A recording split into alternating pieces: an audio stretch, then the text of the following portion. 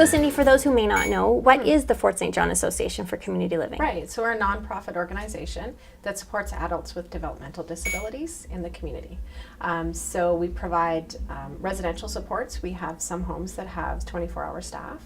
And we also have day programs where we have life skill building, and we also have recreational opportunities, and we also have employment programs to help people find and keep jobs in the community. So, and in addition to that, we have a home share program that offers opportunities for people to live in the home with a family or a person, and that person, we contract with them. And when you say adults, what does that mean? Like, at what age do you typically start working with people? 19. 19. Yeah, 19 and up. So basically, when they come out of the school system, then they would come to you guys. Exactly, yes. If you were to want to get involved with the association, is there anything that we as a community could do to step up and help you out during the rest of the year? Right, so there's many ways in which you can help us out. So we have fundraising events that we're always looking for support, people to attend obviously and participate, but also sponsorships and people to donate to the fundraising events as well. We are always looking for employees. We do support a lot of individuals, so we're always looking for employees, and we're also looking for home share contractors. We have a program where we contract people to support adults with developmental disabilities in their own home. So we're always looking for contractors. So if somebody's interested in applying for that, it's a great opportunity, and tell them to give us a call. So what are some of the requirements for someone who would want to volunteer with you in a home share sort of situation? So they get paid, so it would be volunteer. So it's a contract position. So we would go through the whole home study process, and we would do a crim check. They would apply with us, and we'd kind of make sure that it's a safe place, obviously, for the person, but that it's also a good match. It's important that somebody fits into somebody's lifestyle and their family, so that it's a win for the family and it's a win for the person, right? So so that's kind of the process in a nutshell. So Cindy, you are having a Pay It Forward event this year. Tell me a little bit about it and when it started. Sure.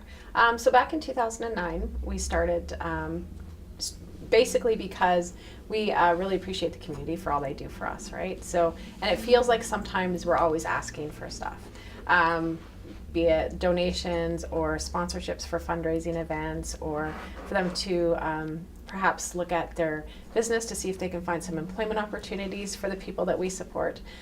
So we decided that we wanted to do Pay It Forward, and obviously Pay It Forward is not a new concept. There's national initiatives and lots of things going on, but we wanted to start one in our community to just kind of say thank you and have an event during the year where we're not asking for anything. We're just doing something for the community to give back. So what does that look like from your side? So for us, we just kind of go out and do random acts of kindness. So we're an organization in the community that has about 60 staff and serve about 55 individuals. So all of our staff and all of the people that we support kind of hit the community and do random acts of kindness that day. So I saw that you have a Facebook page that posts pictures and that sort of thing. Mm-hmm. What's it called and how do people find it? So on Facebook, I think it's just Pay It Forward group, Fort St. John Pay It Forward. So we talk about your Pay It Forward event that you do annually. You said you started it in 2009. Right. What are some things that stick out to you as Pay It Forward events that have really been great? Yeah. So it's such a fun day. So we go out, we've done things like help elderly people in the community mow their lawn, do their garden. I washed windows one year for somebody that needed it. We have partnered with the Flower Hut for a number of years, and they've been generous in donating some arrangements. So we go around and pay it forward with some arrangements. We do lots of baking and hand that out. We'll hand inspirational messages out. We've done food like meals for shut-ins for people that don't get out or have some health issues. We've done a ton of things. Like I say, lots of yard work, it seems like. Some of the Pay It Forward days ends up raining, so some of our plans don't always materialize.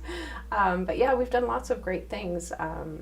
Swept sidewalks, put money in meters for people, helped people pack their groceries. So we'll be out hitting the streets doing our random acts of kindness, But in addition to that, it's really nice to hear other businesses participating and pay it forward. And over the years, it's really nice to kind of get the calls, or people will put on our Facebook page that they've participated and their company has done some stuff, or people have experienced random acts of kindness. So this year, it's really neat that the Lido Theater is actually doing something separate for Pay It Forward, and they're having a barbecue, a community barbecue, and offering the community to come by for free hot dogs and hamburgers.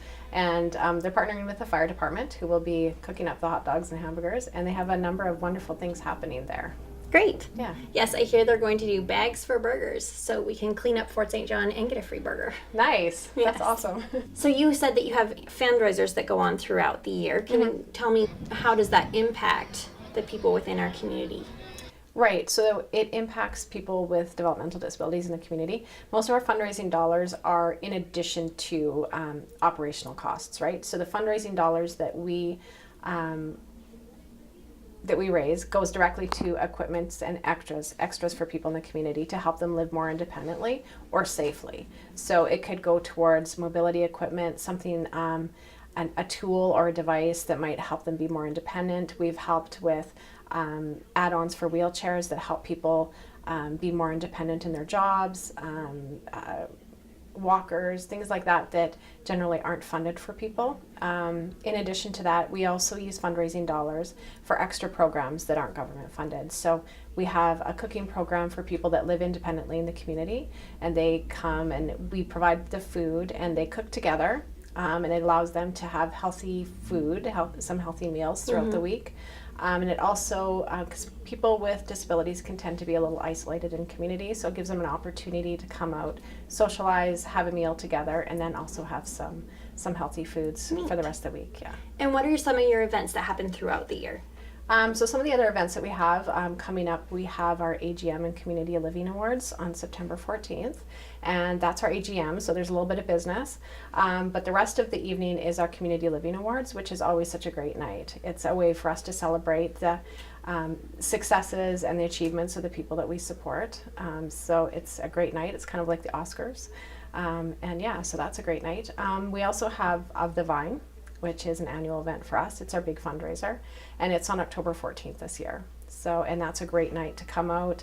It's an elegant evening, includes wine tasting, silent and live auction, and some great entertainment. So something I think that community could do to pay it forward throughout the year is through employment. And you've mentioned that that's something that you get quite involved in. Can you tell me a little bit about that? Yeah, you bet. So employment for the people we support is a huge priority for us. It's really, we feel, the true path to inclusion. Just like any other adult, we find a lot of our social circles and our supports through our employment, right? So that is a huge priority for us. So we've worked really hard with the community and with businesses to try to find opportunities for our people. And it's really about the match. It has to be a win-win. It's not charity, it's real work for real pay. So I think part of it is changing the perception of people with developmental disabilities that they can truly contribute to a business, and it can be a win-win for everybody.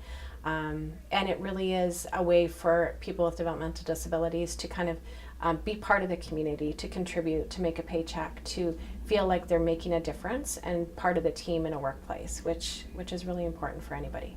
Is there any kind of jobs specifically that you are in need of right now that you feel would match up well with people that you have in your system at the moment? I can't say specifically, because I think it really depends. It depends on the workplace and it depends on the person, because it really has to be a true fit.